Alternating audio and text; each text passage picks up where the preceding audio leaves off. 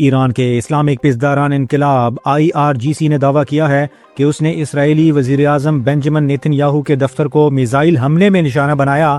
ایرانی سرکاری plate form سپا news کے مطابق حملے میں اسرائیلی فضائیہ کے کمانڈر ٹامر بار کی رہائش گاہ کو بھی ٹارگٹ کیا گیا۔ IRGC کا کہنا ہے کہ یہ سرپرائز حملے مقامی طور پر تیار کردہ خیبر شکن بیلسٹک میزائلوں سے کیے گئے، جبکہ نیتن یاہو کی حالت یا مقام کے بارے میں کوئی باضابطہ تصدیق سامنے نہیں آئی۔ یاد رہے کہ خیبر شکن میزائل کی رونمائی مئی 2023 میں کی گئی تھی، جس کی رینج 2000 کلومیٹر اور 1500 کلو گرام وار ہیڈ لے جانے کی صلاحیت بتائی جاتی ہے۔ ڈیپٹی وزیر اعظم اسحاق ڈار نے کہا ہے کہ خامنائی کے جاں بحق ہونے کے بعد پاکستان صورتحال کو قریب سے مانیٹر کر رہا ہے اور کشیدگی کم کرانے کے لیے سفارتی کوششیں تیز کر دی گئی ہیں۔ سفراء کو بریفنگ میں انہوں نے کہا کہ پاکستان مذاکرات اور سفارتکاری کو ہی آگے بڑھانے کا واحد رستہ سمجھتا ہے اور تمام فریقین سے تحمل کی اپیل کرتا ہے۔ اسحاق ڈار نے افغانستان کے معاملے پر کہا کہ افغان سرزمین سے دہشت گردی کے ٹھوس شواہد موجود ہیں۔ پاکستان نے اپنے دفاع میں محدود اور انٹیلیجنس بنیادوں پر کارروائیاں کیں۔ ان کا کہنا تھا کہ پاکستان خطے میں امن، غزہ میں انسانی امداد اور ہمسایہ ممالک کے ساتھ مثبت تعلقات کا خواہاں ہے۔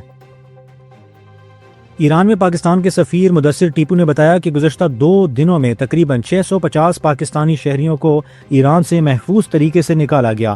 انخلاء میں زیادہ تر طلباء شامل ہیں اور سیکیورٹی صورتحال کے پیش نظر سفارت خانہ مسلسل رہنمائی فراہم کر رہا ہے۔ سفیر نے ایرانی حکومت، سرحدی حکام اور آذربائیجان کے بارڈر حکام کے تعاون کو سراہا، جبکہ بلوچستان حکومت، پاکستانی بارڈر حکام اور FIA کی 24 گھنٹے معاونت کو بھی قابل تحسین قرار دیا۔ افواج پاکستان کی جانب سے افغان طالبان کے بلا اشتعال جارحیت کے جواب میں شروع کیا گیا آپریشن غضب للحق پوری قوت کے ساتھ جاری ہے۔ سیکیورٹی ذرائع اور وفاقی حکومت کی جانب سے جاری کردہ اعداد و شمار کے مطابق اس آپریشن کے دوران دشمن کو بھاری جانی و مالی نقصان پہنچایا گیا ہے، جس میں سینکڑوں جنگجوؤں کی ہلاکت اور درجنوں فوجی چوکیوں پر قبضے کی تصدیق کی گئی ہے۔ اسرائیل کی جانب سے ایران کی حساس ترین نتنز جوہری تنصیبات پر براہ راست حملے کے بعد مشرق وسطی کی صورتحال ایک انتہائی ہولناک اور خطرناک مرحلے میں داخل ہو گئی ہے۔ ویانا میں عالمی ایٹمی توانائی ایجنسی کے ہنگامی اجلاس کے دوران ایرانی نمائندے نے تصدیق کی ہے کہ اسرائیلی حملے نے نتنز کے زیر زمین سینٹری فیوج ہالز کو براہ راست متاثر کیا ہے، جس سے ایرانی ایٹمی پروگرام کے بنیادی ڈھانچے کو شدید نقصان پہنچنے کا خدشہ ہے۔ ایران کے سپریم لیڈر آیت اللہ خامنہ ای کے خاندان سمیت شہادت پر سینٹ کے اجلاس میں شدید غم و غصے کا اظہار کیا گیا۔ چیئرمین سینٹ یوسف رضا گیلانی کی زیر صدارت اجلاس میں اپوزیشن لیڈر علامہ راجہ ناصر عباس نے مرحوم کے لیے فاتحہ خوانی کروائی اور امریکی اور اسرائیلی جارحیت کی سخت مذمت کی۔ علامہ راجہ ناصر عباس نے اپنے خطاب میں کہا کہ اسرائیل گریٹر اسرائیل کے ناپاک عزائم رکھتا ہے اور امریکہ ایک ایسے شخص کے قبضے میں ہے جو قانون کی پرواہ نہیں کرتا۔ انہوں نے واضح کیا کہ ایران کا مسئلہ ایٹم بم نہیں بلکہ تصویراتی دشمنی ہے، کیونکہ ایرانی قیادت ہمیشہ ایٹمی ہتھیاروں کے خلاف فتویٰ دیتی رہی ہے۔ اب تک ان حملوں میں 555 اموات ہو چکی ہیں، جو عالمی ضمیر پر ایک بڑا سوالیہ نشان ہے۔ پاکستان میں جاری حالیہ سیکیورٹی اور معاشی عدم استحکام کے باعث ملک بھر میں صرافہ مارکیٹوں میں سونے کی قیمتوں کو پر لگ گئے ہیں۔ عالمی مارکیٹ میں سونے کی قیمت میں غیر معمولی اضافے اور مقامی مارکیٹ میں بڑھتی ہوئی طلب کے باعث فی تولہ سونا تاریخ کی بلند ترین سطح 5,73,862 روپے پر جا پہنچا۔ ماہرین کا ماننا ہے کہ ایران اور اسرائیل کے درمیان بڑھتی ہوئی جنگی صورتحال اور عالمی معیشت میں تیل کی قیمتوں میں اضافے نے سرمایہ کاروں کو سونے کی طرف مائل کر دیا ہے، جس کے نتیجے میں قیمتوں میں یہ ریکارڈ اضافہ دیکھنے کو ملا ہے۔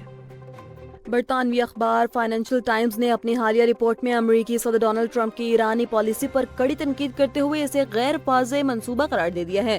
اخبار کا کہنا ہے کہ صرف فضائی حملوں کے ذریعے رجیم چینج کی کوشش ایک خطرناک جوا ہے، کیونکہ 2003 کے عراق یا 2001 کے افغانستان ماڈل کے برعکس اس بار امریکہ کے پاس جنگ کے بعد کی کوئی ٹھوس حکمت عملی موجود نہیں ہے۔ رپورٹ کے مطابق ٹرمپ کی جانب سے پاسداران انقلاب کو ہتھیار ڈالنے کی ترغیب تو دی جا رہی ہے، لیکن اس کا کوئی عملی طریقہ کار سامنے نہیں آیا جو خلیجی ممالک کو طویل مدتی عدم استحکام کی طرف دھکیل سکتا ہے۔ ایران کی اعلیٰ ترین سیکیورٹی قیادت نے امریکی صدر ڈونلڈ ٹرمپ کی مذاکرات کی پیشکش کو 2 ٹوک انداز میں مسترد کرتے ہوئے واضح کیا کہ تہران واشنگٹن سے کسی قسم کی بات چیت نہیں کرے گا۔ سپریم نیشنل سیکیورٹی کونسل کے سربراہ علی لاریجانی نے ان میڈیا رپورٹس کو غلط اور بے بنیاد قرار دے دیا، جن میں دعویٰ کیا گیا تھا کہ حالیہ حملوں کے بعد ایران مذاکرات کا خواہاں ہے۔ انہوں نے صدر ٹرمپ کی پالیسیوں کو غیر حقیقی قرار دیتے ہوئے واضح کیا کہ امریکہ کو خطے میں اپنے فوجیوں کی مزید جانی نقصان کے لیے تیار رہنا چاہیے۔